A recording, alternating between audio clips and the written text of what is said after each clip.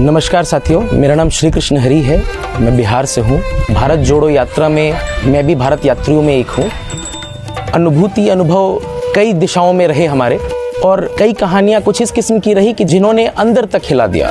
शायद वो कहानियाँ ऐसी थी जिन्हें पहले हमारे पूर्वज जानते समझते थे, उन्हें आत्मसात करते थे, लेकिन वो कहीं गुम होती चली गई। ऐसी ही एक भारत की कहानी आज मैं आपको सुनाऊंगा। मैसूर में दशहरा की हाथियों द्वारा निकाली गई वार्षिक शोभा यात्रा।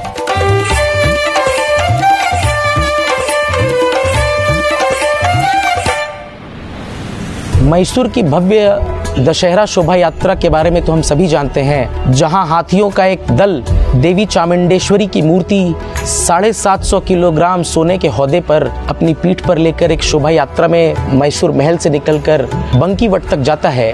लेकिन तकरीबन 80 साल पूर्व एक विचित्र घटना घटी।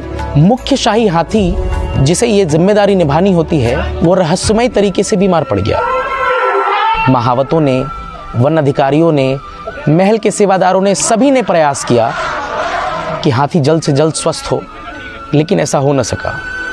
महावत अंततोगत्वा हाथी को इमाम वली शाह जी की दरगाह पर लेकर गए और उन्होंने अपनी परेशानी वहाँ के सूफी संतों को बताई। संतों ने हाथी को दरगाह के तालाब में नहलाया और एक ताबीज़ हाथी के पैरों में बांधी। ताबीज़ ने अपनी शिफा दिखाई। हाथी जो कई दिनों से बीमार था, शाम होते होते स्वस्थ हो गया। महावतों ने और महल के सेवादारों ने यह तय किया कि भविष्य की सभी यात्राओं से पूर्व आयुध पूजा की शाम को, शाम 6 से 7 के बीच, महावत हाथियों को दरगाह ले जाते हैं। वहाँ के तालाब में हाथी स्नान करते हैं। सूफी संतों को अगरबत्ती और बूंदी की भेंट अर्पण करते हैं। सूफी संत मयूर पंख से हाथियों को आशीर्वाद देते हैं और यात्रा की सफलता और हाथियों के स्वास्थ्य के लिए दुआ करते हैं। ये प्रथा निरंतर चली आ रही है और ये एक इबादत के तौर पर स्थापित है। उस शोभा यात्रा की शोभा इस प्रथा के बाद और भी उज्जवल हो गई। ये कुछ कहानियाँ ऐसी हैं जो हमारे भारत की गंगा जमनी तहजीब का प्रमाण है, जो कहीं गुम होती चली जा रही हैं। प्रयास होना चाहिए कि ये कहानियाँ जनमानस तक दोबारा पहुँचे।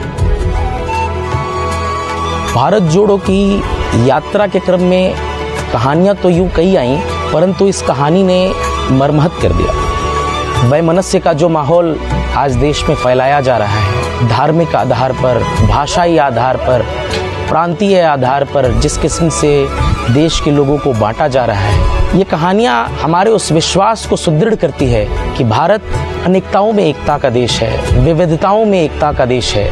परंतु यदि इन कहानियों को आने वाली पीढ़ियों को नहीं बताया गया, तो क्या हमारी पीढ़ियाँ इस भाव को समझ पाएंगी, इस परस्पर सहभागिता के भाव को समझ पाएंगी? सोचिएगा, सोचने की बात है। शुक्रिया।